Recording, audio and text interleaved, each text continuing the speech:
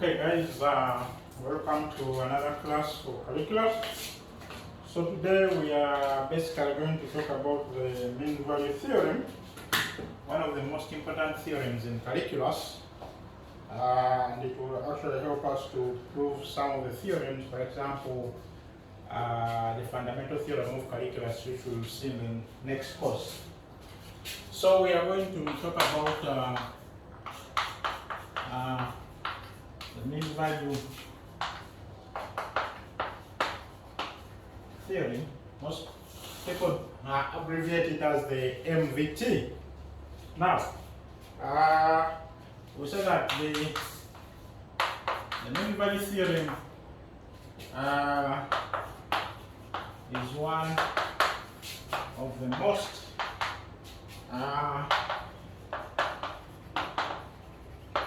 important theorems.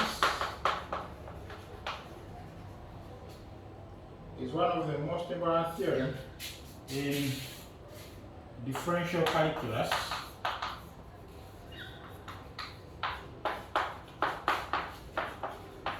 In differential calculus, it is essential. It is essential in proving the fundamental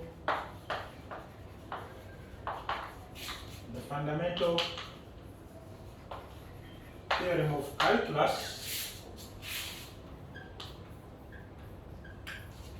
the fundamental theorem of calculus, which we shall see later.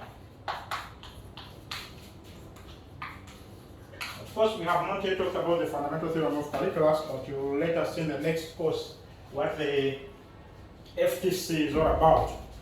And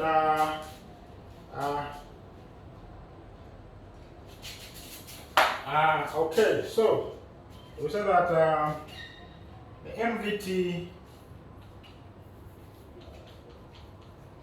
can be easily understood.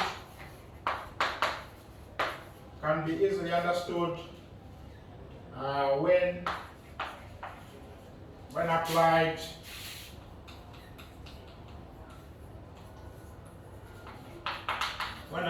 to motion. And for example, we say if a bus covers a distance of 80 kilometers in 2 hours.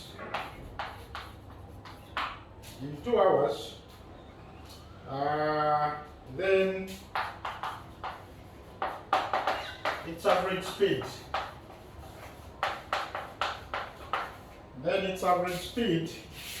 over the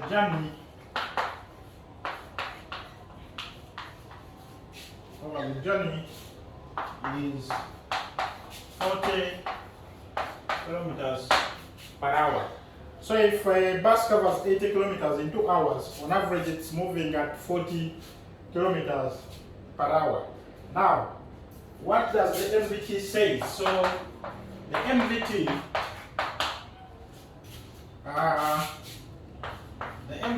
says that there must be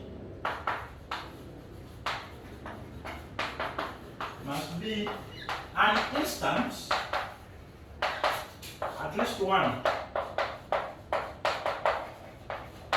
There must be an instant, at least one, at which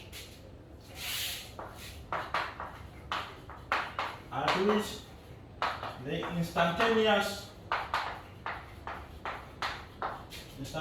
speeds of the bus is 40 kilometers per hour. Now, what basically this means is that we have said that if you cover a distance of 80 kilometers in 2 hours, then average speed, remember, is total distance divided by total time, so which is 40 kilometers per hour.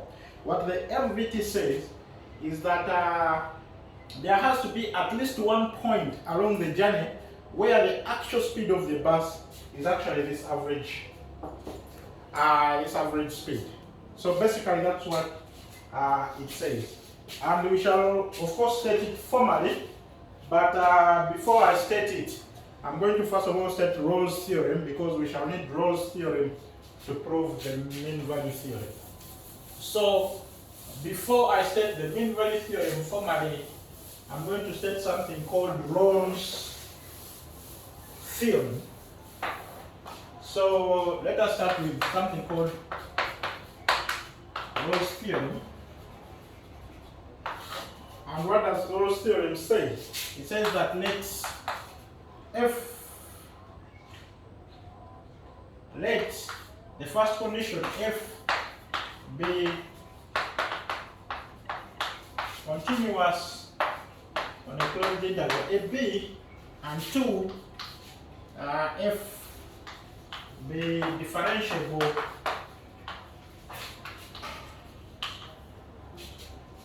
in AB, and part 3 is f of A is equal to f of B. You have to notice here that for continuity we say it's continuous on the closed interval, but when we come to differentiability we don't necessarily use the closed interval, but we use the open interval. Of course there are some reasons for doing that, because there are a couple of theorems which actually need this to be true. So we always try to apply differentiability at every interior point. So that's why we always say on the open interval. But for continuity, we use the closed interval. Now, then there exists at least one number. Then there exists at least one number C in the interior such that f prime of C is equal to 0. And so you can see that if f of A is equal to f of B, geometrically we are having something like this.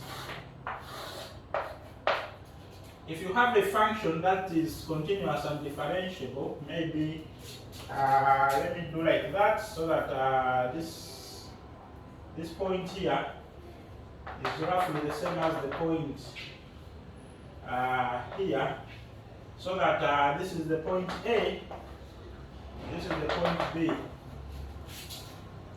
and then remember this is y is equal to f of x. Now, Rolle's theorem says that if you're continuous and differentiable and f of A is equal to f of B, then there has to be at least one point when the derivative at that point is 0. Remember, the derivative is the gradient of the tangent. So geometrically we are saying that there has to be at least some point where the tangent line at that point is horizontal. Of course, you can have this point, you can have this point. But this is just one step. But if your function is either f of A is the same as f of B, then there has to be a point which is either where the gradient is horizontal, or even if it is like this. So long as f of A is the same as f of B, there has to be some point where the gradient or the tangent line is horizontal. Basically, this is what it means. This is the imaginary tangent line. This is the point C. We said at least one point. You can see here we even have another point C here. So I can say this is our tangent line at x is equal to C. So I'll probably state that. I'll state that geometrically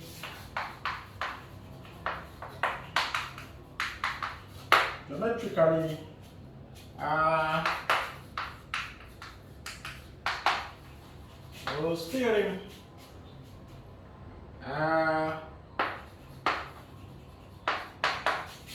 means the following. Rolle's theorem means the following is that if f of A is equal to f of b, and f continuous on AB and differentiable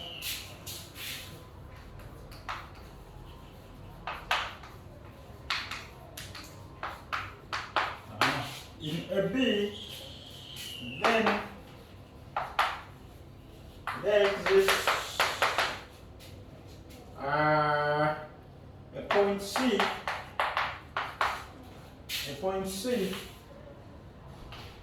at which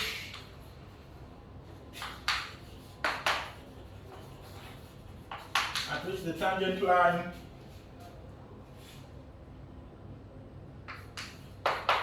to the graph of y is equal to f of x is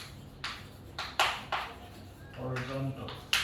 Horizontal mainly because we are saying that the derivative at that point is equal to 0, and yet we know that the derivative at a point is the slope of the tangent line at that point.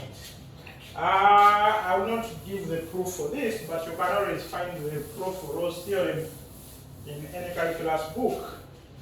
But I'll go ahead and state the mean value theorem now.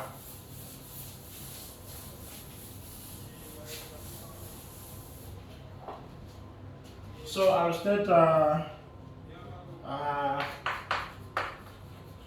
theorem, and which is the mean value theorem, which says that let f be continuous on AB and differentiable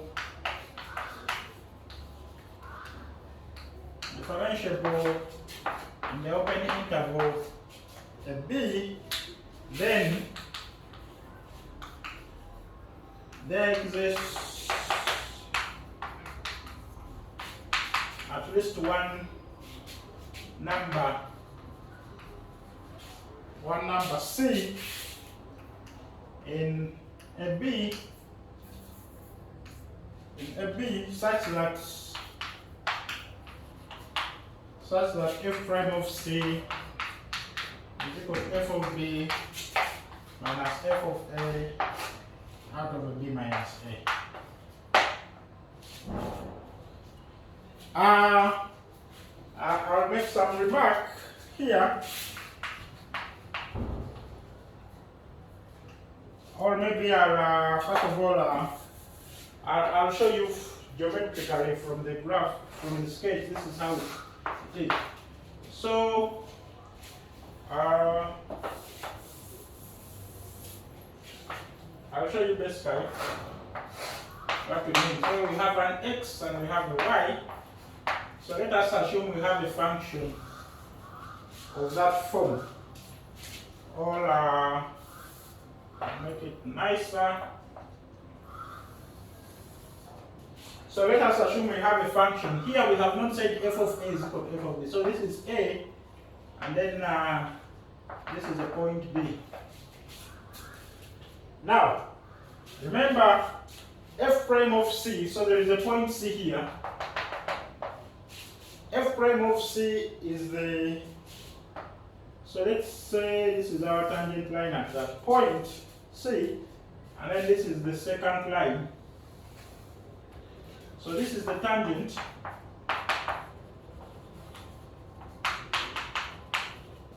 Line, and then this is the, let me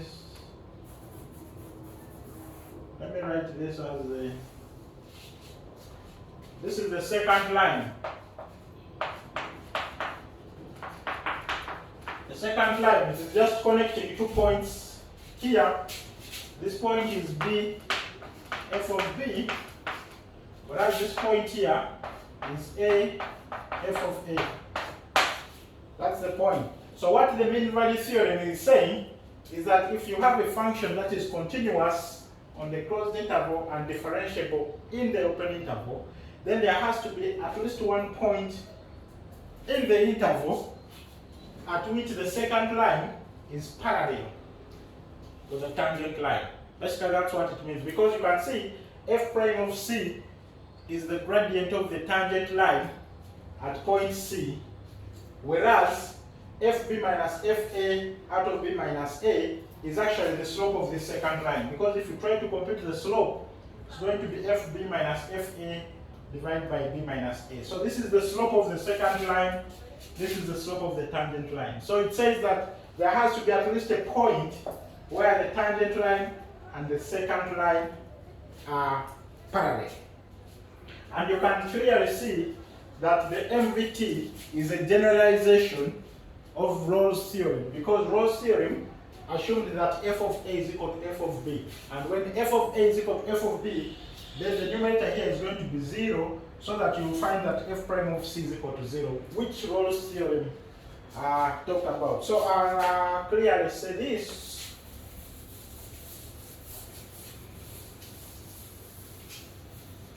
Clearly say this, that clearly Rolle's theorem is a special case of the mean value theorem, or you can also say that the mean value theorem generalizes Rolle's theorem. And I'll say that maybe I'll call this as remarks, and I'll say 1, and then I'll say 2 is that what the MVT tells us is that for a function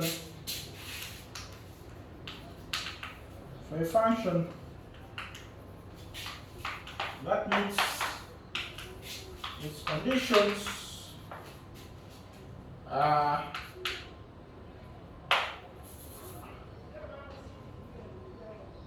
for a function that meets its conditions, then at some point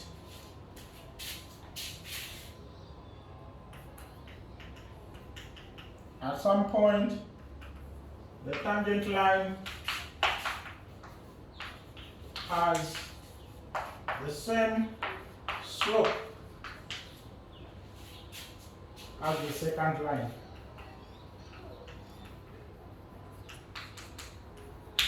At some point, the tangent line has the same slope as the second line. And then we can actually prove the mean value theorem. So I'll give this proof for those who are interested. So, proof of the MVT, proof of the mean value theorem, and we can say let G be a function defined by g of x is equal to f of x minus f of b minus f of a out of b minus a into x minus a. For example, define a function of this form. Then it is clear, by the way, from here that G is continuous on AB and differentiable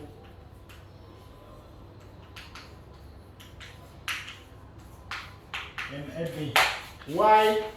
Because G is a combination of continuous functions. For example, this is continuous because this is a line, this is a continuous function, so G is continuous. And also it's differentiable because in fact its derivative depends on the derivative of f and the derivative of this. Also, g of a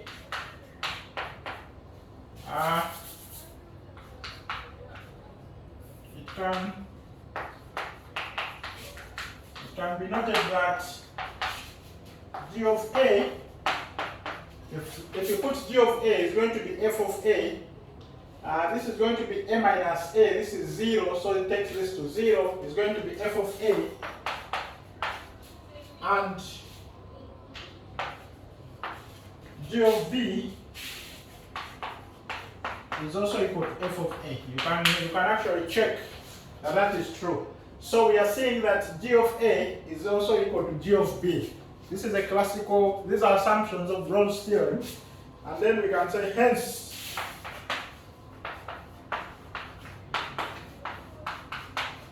by Rolle's theorem,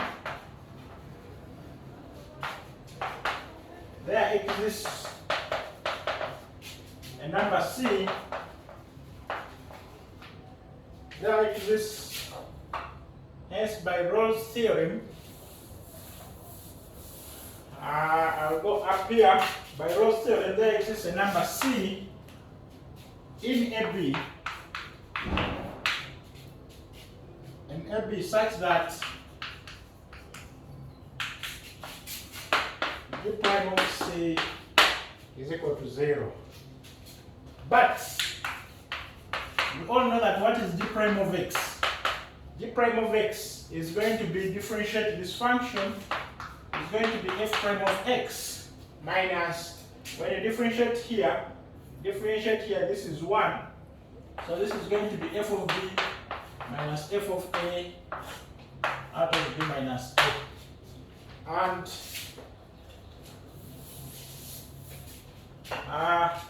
therefore g prime of c, okay, I'll say, which implies therefore that g prime of c is going to be equal to f prime of c minus f of b minus f of a divided by b minus a. And we have already said up here that g prime of c is equal to 0. So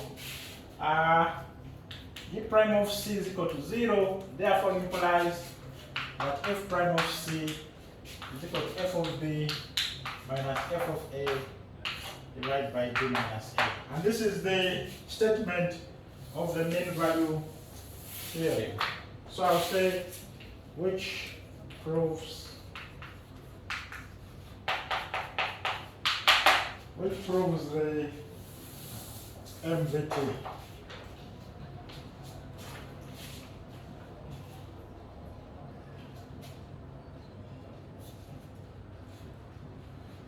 And then there are some corollaries which come out of the mean value theorem, which I'll state but without proof. So I'll say corollary, I'll call this the first corollary, which says that corollaries are conclusions derived out of a theorem. So let f prime of x be equal to 0 for all x in a b, then f is a constant. F is a constant on a b. So if the derivative is 0 for all points in the interval, then that is a constant function. Then I'll say corollary 2, which says that let f prime of x be greater than 0 for all x in a b, then f is increasing on a b. So if you have a positive derivative for all points in the interval, then you have an increasing function, And then I'll write corollary 3. Corollary 3 says that let f prime of x being less than 0 for all x in a b, then f is decreasing.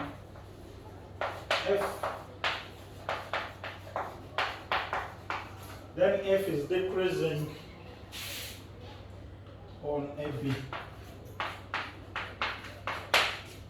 Then f is decreasing on AB. And then I'll work out some example. Let me do a simple example.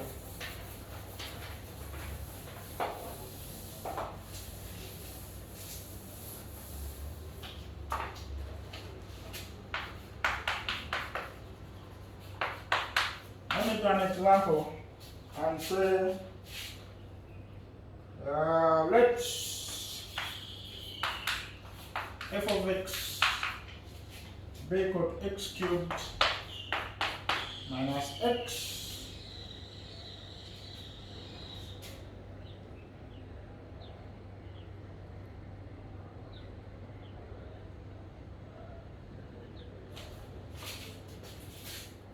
on 0, 2. Let f be defined on 0, 2, and then verify that f satisfies the hypothesis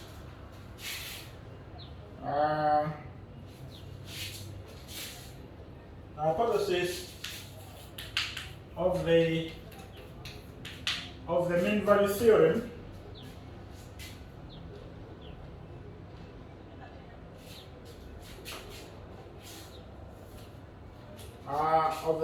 theorem and then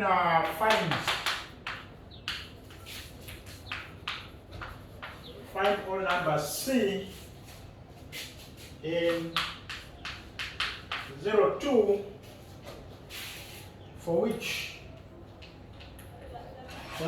f prime of c is equal to f of 2 minus f of 0 divided by 2 minus 0. Basically, because this is what, if f satisfies the assumptions of the mean value theorem, then there exists this number such that this is true. So the solution, remember the assumptions of the mean value theorem is that f has to be continuous on the closed interval and also differentiable on the open interval. So this is clear because this is a polynomial. Clearly, f is continuous on 0, 2 and differentiable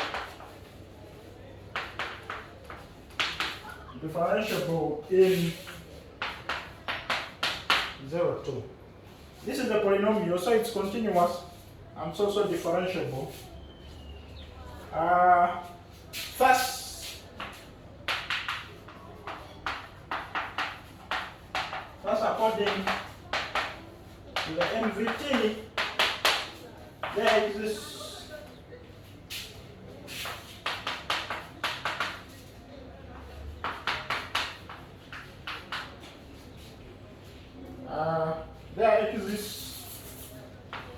a C in AB in 0, 2. Since we are working on 0, 2, such that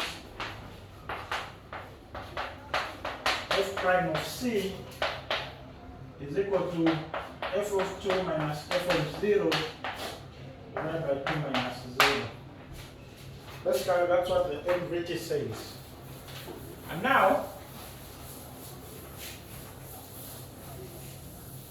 we shall say, therefore, remember our f of x is x cubed minus x. So we can say what is f prime of x. F prime of x is 3x squared minus 1, and therefore f prime of c is going to be 3c squared minus 1. Now, also, what is f of 2? F of 2 is going to be 2 cubed minus 2, which is going to be equal to 6, whereas f of 0 is going to be 0. Therefore, f prime of c is equal to f of 2 minus f of 0 divided by 2 minus 0, implies that 3c squared minus 1 is equal to 6 minus 0 divided by 2 minus 0. And therefore it implies when you solve this, that c is going to be equal to plus or minus, or I would say this is 6 over 2 is 3. 3c squared is equal to 4, which implies that c is equal to plus or minus 2 over root 3. But remember, c has to be in 0, 2, so you forget about the negative.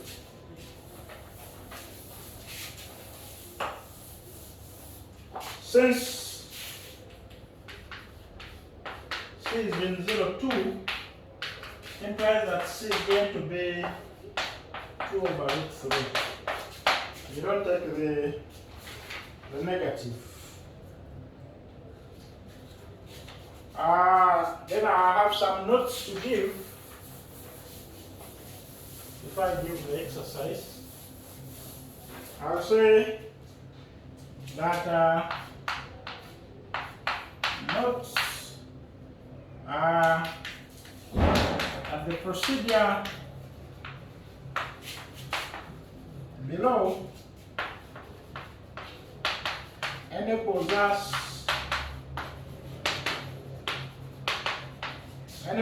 to determine procedure below enables us to determine intervals on which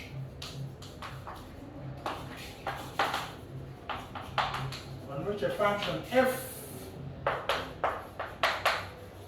is either increasing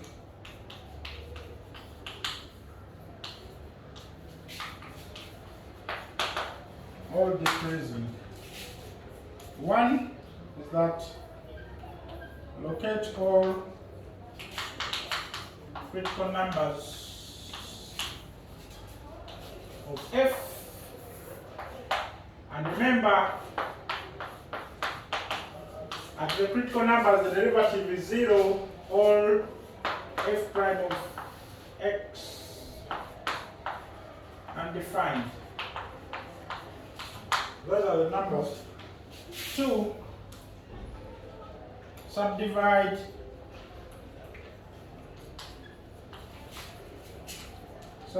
the domain of f into smaller intervals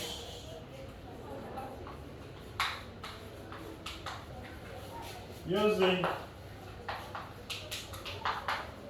the critical numbers of f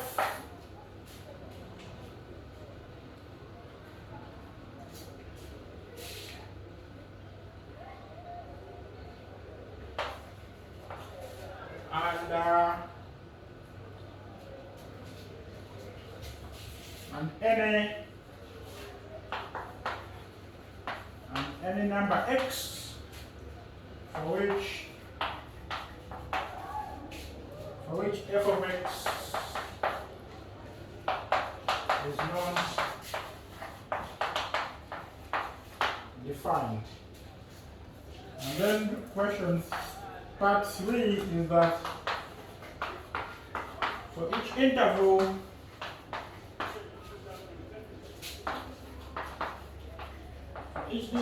determine whether f is increasing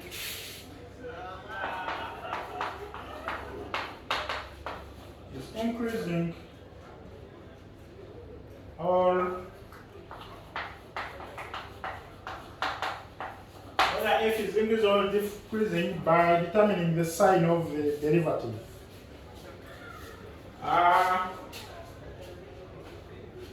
By determining the sign of f prime of x. I'll do an example on this for you guys to see what I mean.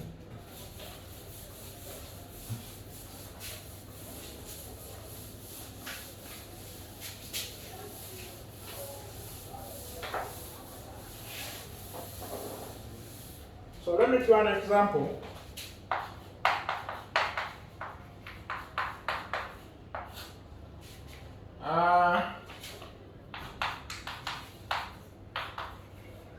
Find the intervals on which f given by f of x is equal to 3x power 4 divided by f of x 3x power 4 minus 4x cubed minus 12x squared plus 5 is increasing or decreasing.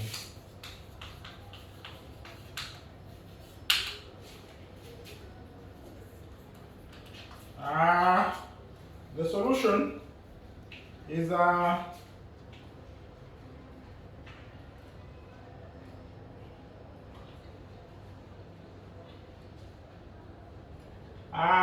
first of all, we are going to find the critical numbers, so we can say that the derivative f prime of x is 12x cubed minus 12x squared minus 24x, which you can write as 12x into x minus 2 into x plus 1.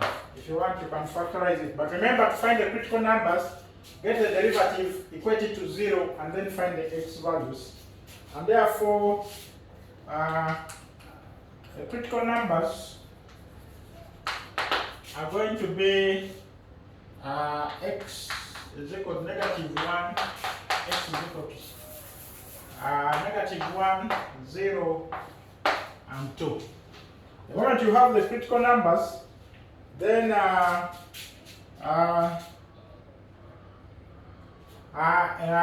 since they didn't give, this is a function where the domain is the whole real line, so create the intervals.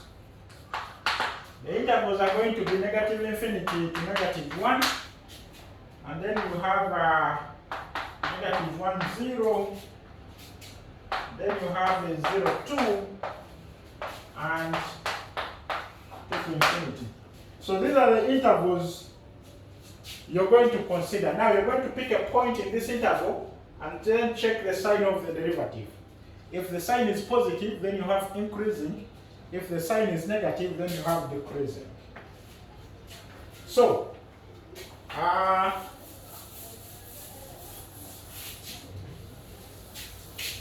what you do, you can say this is the interval.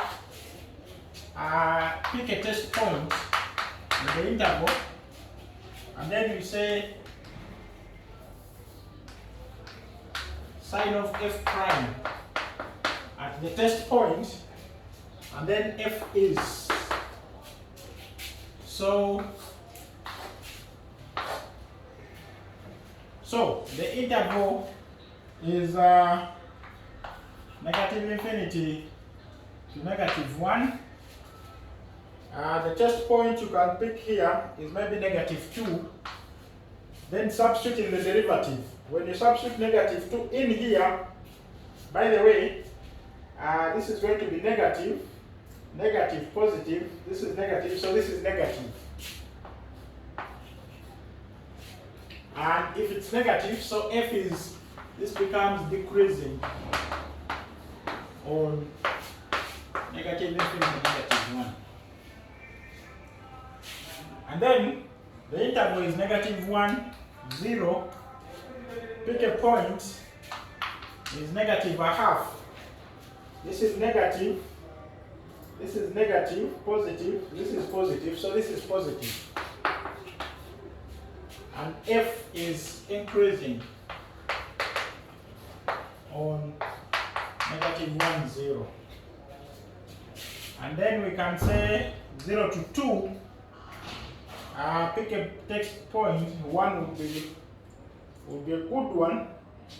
And then when you put here 1, this is positive, positive, negative.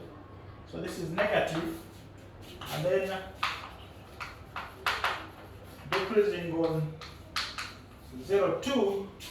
And then finally 2 to infinity, pick a number like 3. Positive, positive, positive. So this is positive. And then we say increasing on 2 to infinity. So basically, that is how you can do that. So let me give some exercises which you can try.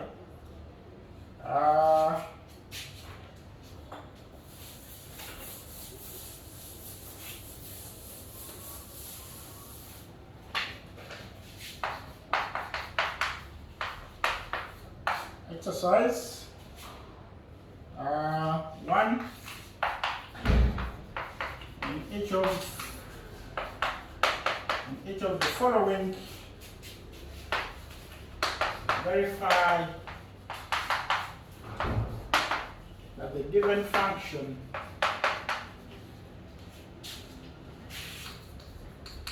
satisfies the hypothesis of Rolle's theorem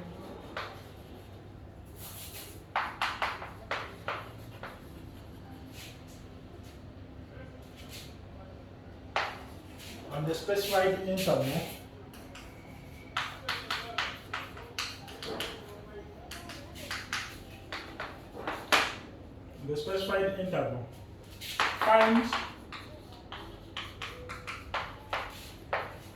find all numbers C that satisfy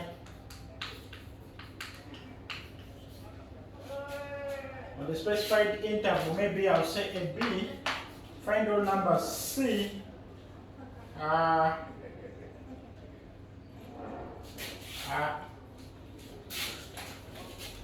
find all numbers C with A less than C less than B that satisfy the equation f prime of C is equal to 0. So part A, we have f of x squared minus 2x plus 1 on 0, 2. B, f of x is equal to 1 minus x squared on negative 1, 1. C, f of x is equal to sine 3x on 0 to 2 pi. And D, f of x is 1 plus cos 2x on 0 pi. And then question 2.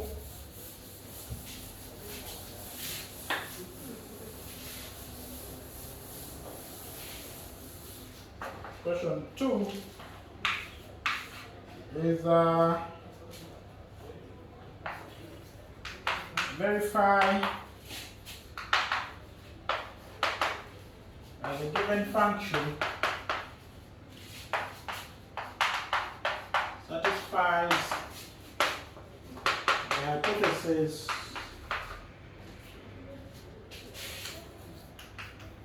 of the MVT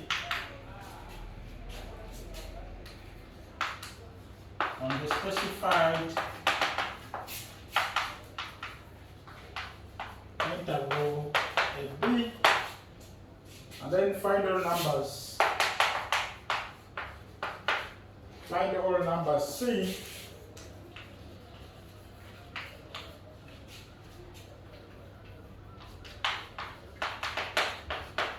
that satisfy A less than C less than B, and the equation f prime of C is equal to f of B minus f of A out of B minus A. So part A, we have f of x 3x plus 1 on 0, 3. B is f of x 1 minus 2x on negative 1, 2.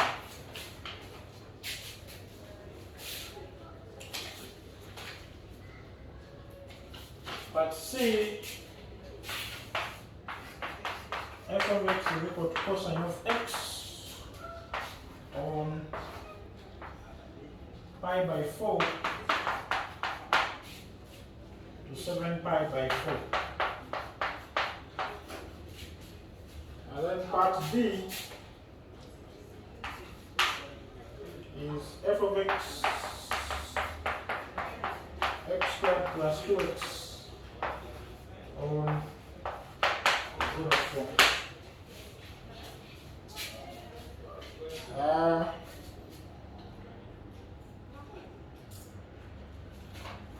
And then question 3,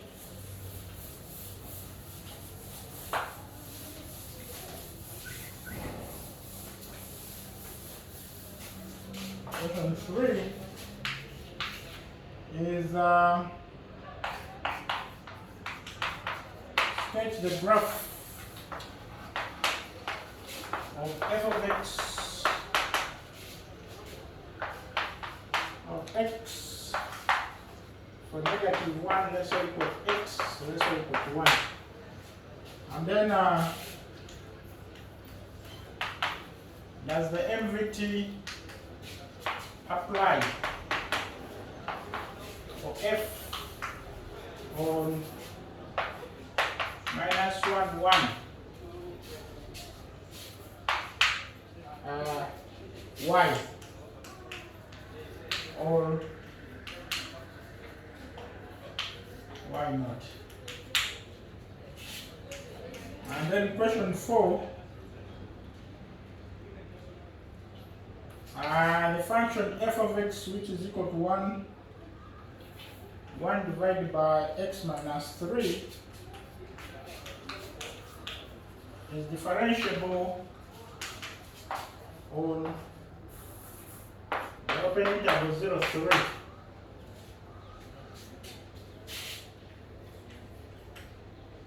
Yet the MVT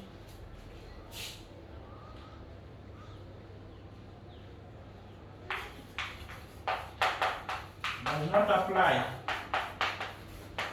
on 0, 3. The question is why?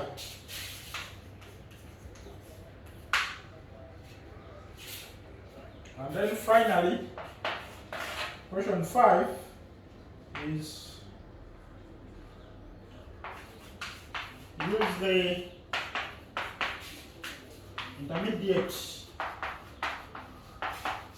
value theorem. You remember the IVT to show that the equation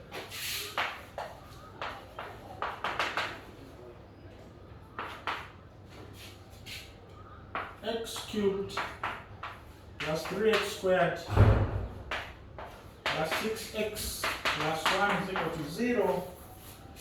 X squared, x cubed plus 3x squared plus 6x plus 1 has a solution.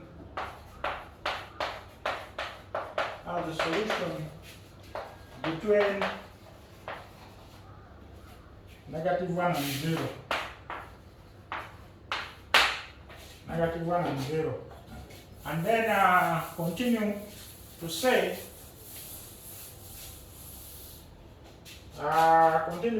that use Rolle's theorem to show that this solution is the only real solution, only real number that satisfies this equation.